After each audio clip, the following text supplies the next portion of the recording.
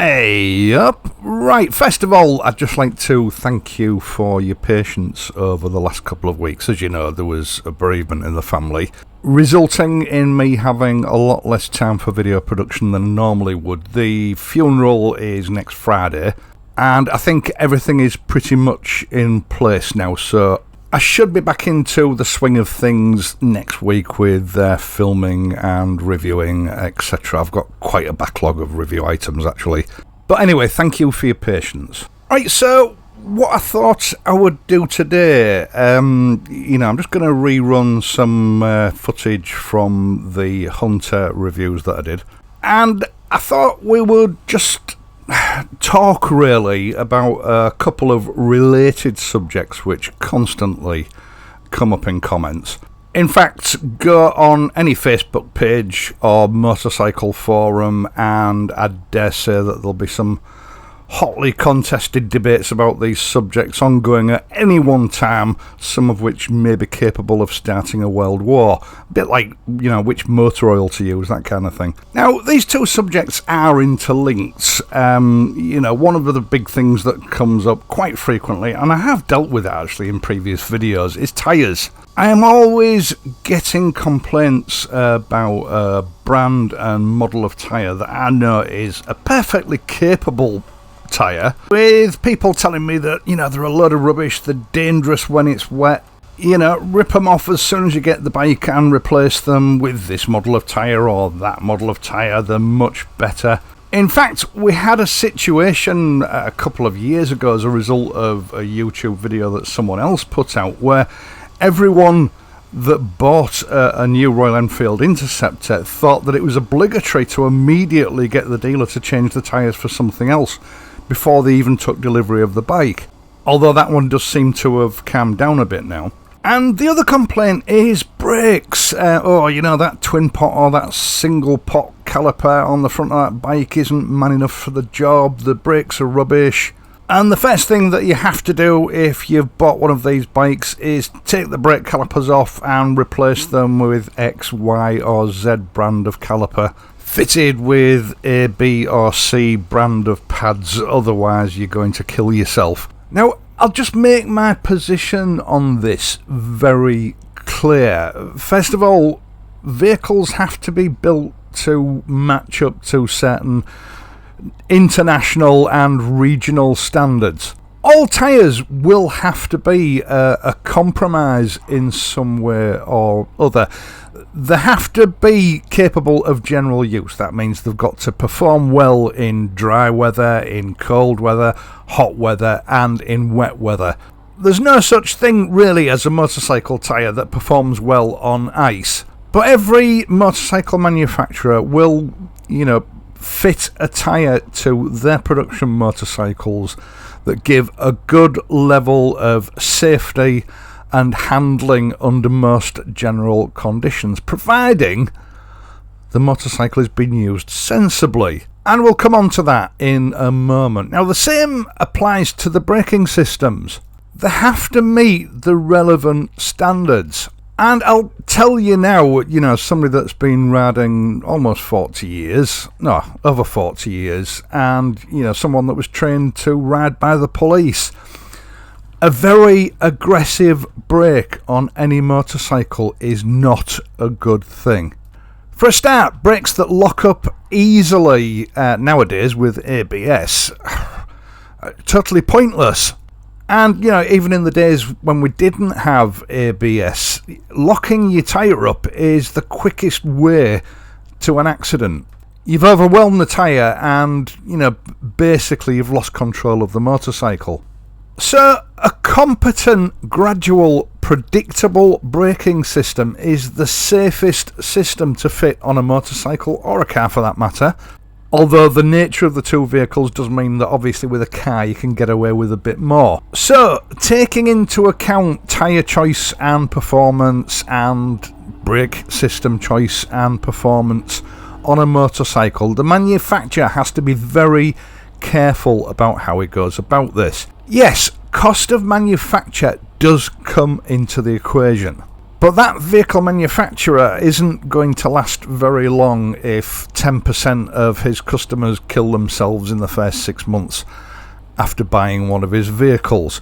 So they do make sure that they're safe, and they make sure that they are up to standard. So I think the first thing we need to look at really is where all these complaints have originated from. Now, there's absolutely no doubt about it in my mind. It's the motorcycle press that's responsible for this. Going back to the early 1980s when I first started sort of picking these publications up. Although, to be fair, it probably started in the 1970s. What you had was a bunch of young men, journalists, trying to impress the readers whilst reviewing the latest, greatest motorcycle. Now, back in those days, of course, the big Japanese four were in that power race where they were all each year trying to bring out a bike that was more powerful and faster than the competition. Something that continued for at least a couple of decades. And granted, in most cases, well, I suppose we've got to take their word for it, really. These journalists were very competent riders. It's hard to tell, really, because, all you had was a couple of pictures and their word for it in print. But with these reviews, ego was very much part of the mix. So, of course, they were very quick to point out that the tyres weren't quite up to their standard of riding, or the brakes required too much effort to haul the bike up to a stop. And I think that's where this two-finger braking myth came in, that you should be able to haul the bike up to a stop in very short space of time, just with two fingers with very little pressure.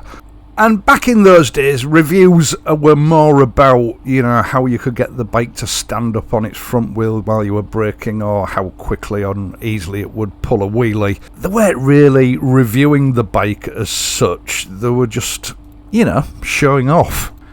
In fact, thinking about it now, when I look back, it was just so irresponsible the way these bike magazines reviewed bikes. It was ridiculous, really. Now, the thing is, that style of review, it hasn't gone away. It's still there.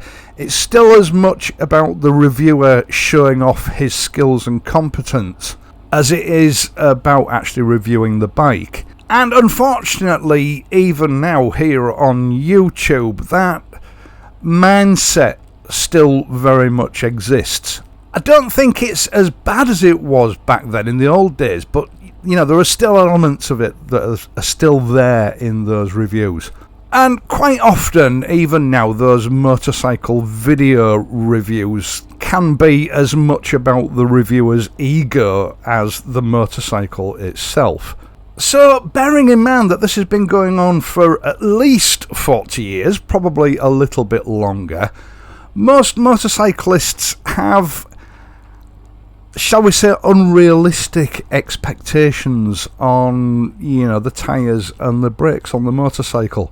Things that, if you're riding a motorcycle competently and sensibly, should never ever be an issue. Now, there are of course other things that come into play, especially with tyres. The first thing is tyre pressures. The pressure in a bike tyre can change from one day to the next depending on the ambient temperatures. And unfortunately, these days, a lot of motorcyclists simply do not keep an eye on the tyre pressures. And I know that because I've personally known quite a few people who, the only time their tyres are checked is when the bike goes into the dealership for a service once a year. But underinflated or overinflated tyres can have a huge detrimental effect on the performance of those tyres. Now, another thing that often comes into the conversation about motorcycle tyres is squirming or tramlining.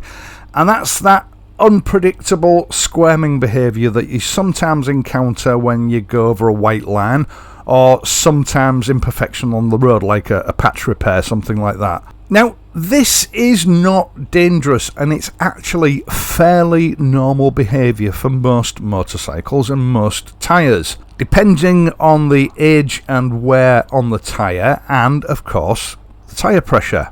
There is no motorcycle tyre that is completely immune to this. Now, when a motorcycle tyre is new, it has a rounded profile. So the bike gives stable, predictable cornering and good grip at most lean angles. And it's also less likely to be affected by tracking or tramlining or squirming, whatever you want to call it. Now, the problem is, for the most part, we drive in straight lines. Yeah, we go around bends, etc. But most of your riding is done on the middle of that tyre. So the middle of that tyre is the section of the tyre that receives the most wear. And with that wear comes a flat spot in the middle of your tyre. It starts to lose that curved or rounded profile, and you end up with a band all around the tyre which has basically flattened off. Now, that's perfectly normal, and for the most part it doesn't cause a problem, but a tyre that didn't tramline when it was new may start to tramline as it wears in, because when you think about it, if you go over a white line on the road, that white line is a few millimetres higher than the road surface that you're riding on. So if your tyre is half on that white line and half on the tarmac, basically the bike will want to fall over, or it will feel as though it wants to fall over to the left, depending on which country you're in, back onto that tarmac, because you're balancing on a knife edge, and that becomes worse as the tyre flattens off. And it can also be affected by the thickness of the white line. If it's a well-worn white line, it probably won't do it, but if it's a newly applied white line, and there may even be variations in thickness depending on who's actually applied it, it will create that sensation of squirming. Now, this isn't dangerous. Any experienced motorcyclist should be used to this. It's just a fact of life. If you're riding a motorcycle, that is going to happen, and if you really can't cope with it, changing your tyres is not going to be a long-term solution. Get off your motorcycle and buy a car, because you're never going to get past that. You will never be able to completely dial it out. Now, I often get comments from people that, they've experienced this with one tyre, and then they've gone out and they've bought a brand new set of tyres and fitted those to the bike, and this problem has stopped. Well, of course it's stopped, because you've just put a new tyre on with a perfect profile. So it's not going to be affected by tramlining in the same way that the 2,000 plus mile tyre that you had on that you've just taken off did. It's not rocket science. So, right, that's that sorted out. Tramlining is just a fact of life with motorcycles. Some tyres can be worse than others. Some motorcycles can be worse than others, irrespective of, the type of tyre that's fitted. It depends on the centre of gravity. The key to it is acceptance. It's just a fact of life. Just relax, and you'll find it isn't a problem. I think the problem with a lot of people is they try to fight it and they end up going into a panic. But, if you can't cope with it, stop riding a bike and buy a car. Now, the other thing with tyres is riding in wet weather. Now, it's difficult to discern in the comments section, really what people are doing when they're having problems. And I suspect in a lot of cases, when you do actually engage with them and try to get to the bottom of what's going on, they don't necessarily tell you the truth. But all road-going tyres for, a road-legal machine, they're a compromise. They're a general purpose tyre. Some can be a little bit lacklustre in warm, dry weather, yet, in wet weather, they perform particularly well. And some tyres can be the other way around. Now, tyre manufacturers always make great claims about their tyres, but to be honest, there's not a huge amount of difference from one brand or model to another. And I suspect that the problem with most riders that do find themselves getting into hot water with the tyres when it's wet is just failing to adapt the riding manner to the prevailing road conditions. Let's just look at motor racing, motorcycle racing on tarmac, not off-road riding, road racing or track racing. A good team will have several sets of tyres for a motorcycle. They may tailor the tyre choices to the particular type of asphalt that's used on the track or the road. They'll have warm weather tyres and they'll have cold weather tyres, and they will also have wet weather tyres. Now, if during the course of the rain a nice warm dry day suddenly turns into a wet miserable one, the first thing that happens is the riders will come into the pit stop and they will have the tyres changed to wet weather tyres. That's not something that we as motorcyclists can do. We just don't have that luxury at our disposal. But if you watch these races, you know, as the wet weather comes on and the change to the wet weather tyres, the speeds still come down. Even though those tyres probably cost £2,000 or £3,000 each, they are the cutting edge wet weather tyre technology.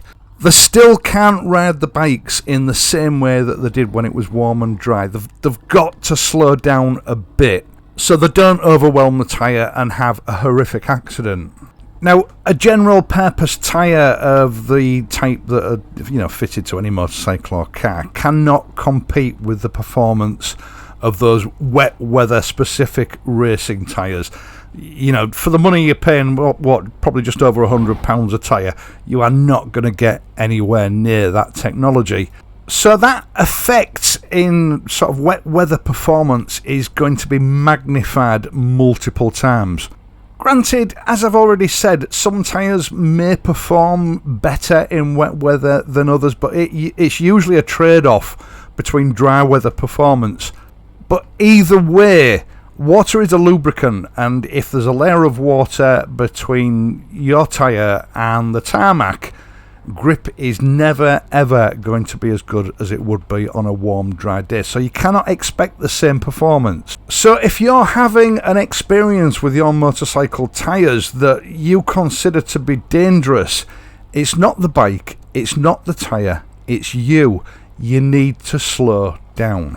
You need to adapt your manner of riding to the prevailing road conditions, and not just your speed. Everything should be slowed down. You know, the sort of suddenness with which you turn when you're negotiating a bend or a corner. And of course, you're braking. Under hard braking, you're far more likely to lose traction in wet weather than you would in dry weather. Now, I know there'll be a lot of experienced motorcyclists watching this video and either nodding in agreement or rolling their eyes as if to say, well, what are you telling me this for? It's, you know, we all know this. The thing is, obviously, a lot of people don't know. One of those factors is that those people are probably car drivers as well. You know, a car is not affected by this kind of adverse weather in the same way a motorcycle is. For a start, it's got 4 big tyres. It doesn't fall over when you get out of it and walk away. It's a very stable machine, and it's got a much larger footprint on the road, so it has more grip. A motorcycle, by its very nature, is a much more precarious machine. Because of those curved profile tyres, your footprint on the road is tiny. You're probably talking no more than 3 or 4 square inches per tyre at most. So compared to a car, your ability to grip the road is compromised, you know, just inherently by the nature of the motorcycle. And of course, when you're cornering, you lead a motorcycle, which pulls into play all sorts of centrifugal and gravitational forces that a car doesn't have to cope with. So for people that perhaps ride a car more than they do a motorcycle, they've probably not made the connection, and they expect the motorcycle to behave in a similar way to a car, but that's never going to happen. Or maybe they've driven a car for years and they've only recently come back to motorcycling. When the weather turns wet and gets nasty on a motorcycle, you have to slow right down.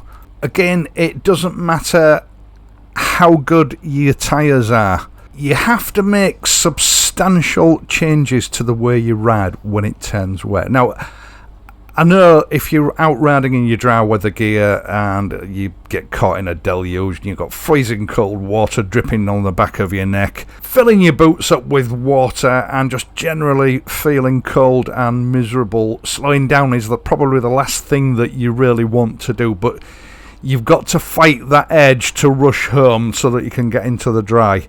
It's all part of motorcycling. You either accept it and adapt, or you hang your gloves up and you get a car. The tyres that we have on our bikes these days are far better than the tyres of even 30 years ago. You know, you are already using some of the best technology available. Constantly swapping and changing different makes and different models of tyre in a futile quest to find a tyre that will behave just as well in wet weather as it does in warm, dry weather is a fool's errand. Such a tyre simply doesn't exist.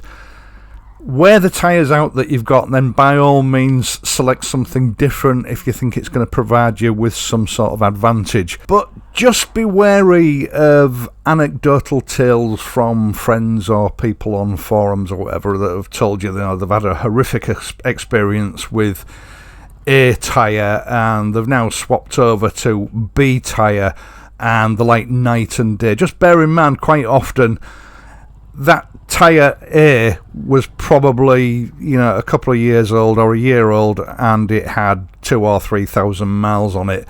Swapping over to a brand new tyre will instantly bring a slight improvement in performance, but it doesn't last as that tyre wears in. Something which these people very rarely seem to take into account when they're discussing the subject. So finally, brakes. Once again, braking systems, even a single pot caliper on the front and similar on the back, are far better today than they were 30 or 40 years ago. The days of rear drum brakes have gone.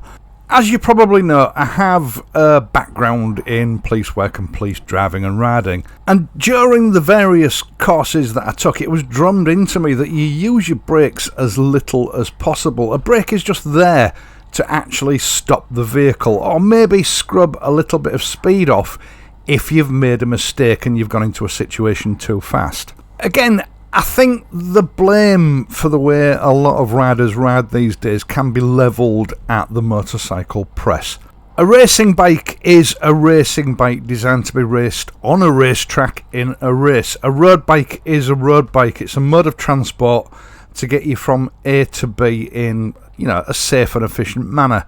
Accelerating towards a hazard at speed and leaving you braking late and then braking hard is not a sensible riding practice, nor is it a safe one.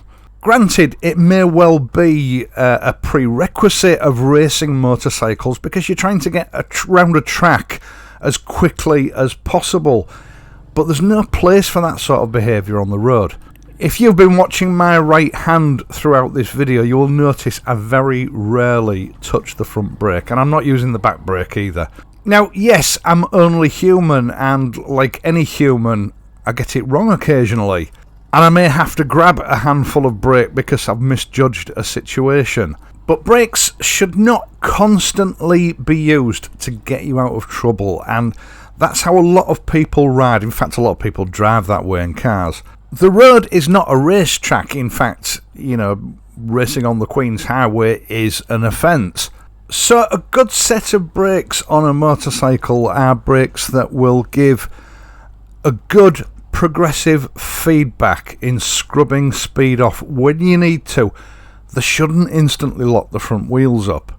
I mean, I don't know what the percentages are nowadays with modern brakes, modern tyres and anti-lock braking systems, but the figures for accidents in the past, and I'm going back 30 plus years, where the main sort of cause of accidents with a single vehicle was a breakaway event, with the tyres losing traction with the road under hard braking and, the rider losing control of the bike.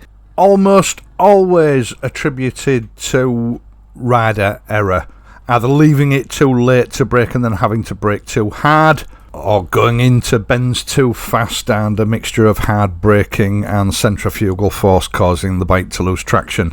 Always attributed to rider error, even in wet or icy conditions, because the rider should adapt their riding behaviour to the prevailing road conditions. I mean, going back to my motorcycle courses, you would have an instructor riding behind you and you would be marked down for using your brake too much, because your main method of controlling speed should be your eyes, your brain and your throttle, not your brakes. Now, this is a common complaint from reviewers both in the magazines and here on YouTube. Oh, the brakes aren't up to much. You've really got to pull it hard to get it to, come to a complete halt.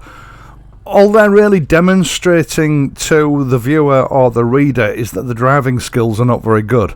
Emergency braking is one thing, but emergency braking shouldn't be your normal method of slowing down. You should be looking well ahead on the road, looking out for hazards, whether it be, vehicles emerging from a junction that you're probably going to have to stop at, or a set of traffic lights.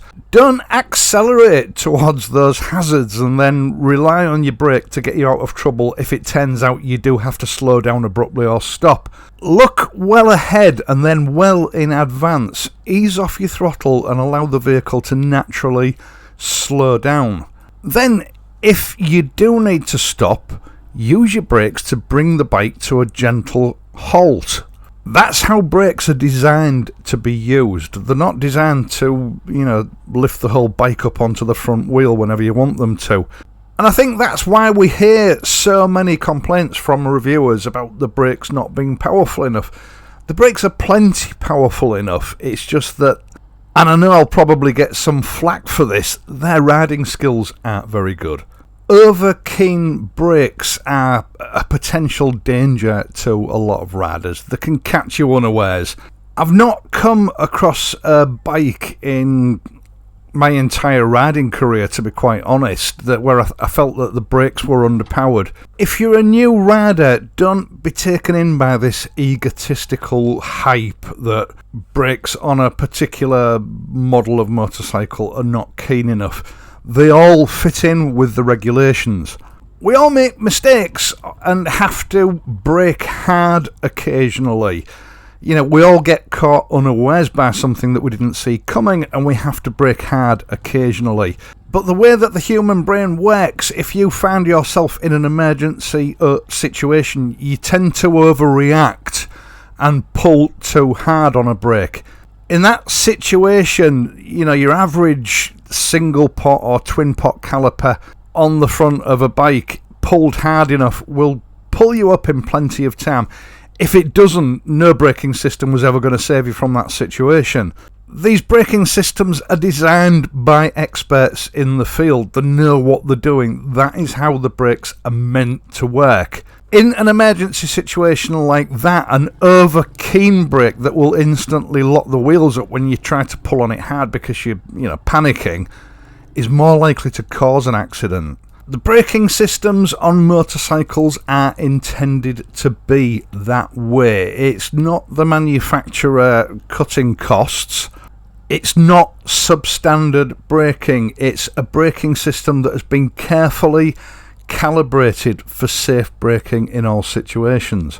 Again, most experienced motorcyclists know this and they appreciate why the brakes are the way they are. For inexperienced riders, it's a learning curve. They've got to learn to look ahead, to anticipate situations and adjust the riding manner to suit what may be coming up. If you're one of those people that you ride throttle hard back everywhere and then brake hard and late all the time, I'm afraid you're not riding your motorcycle properly. It's not the bike that's at fault, it's your manner of riding.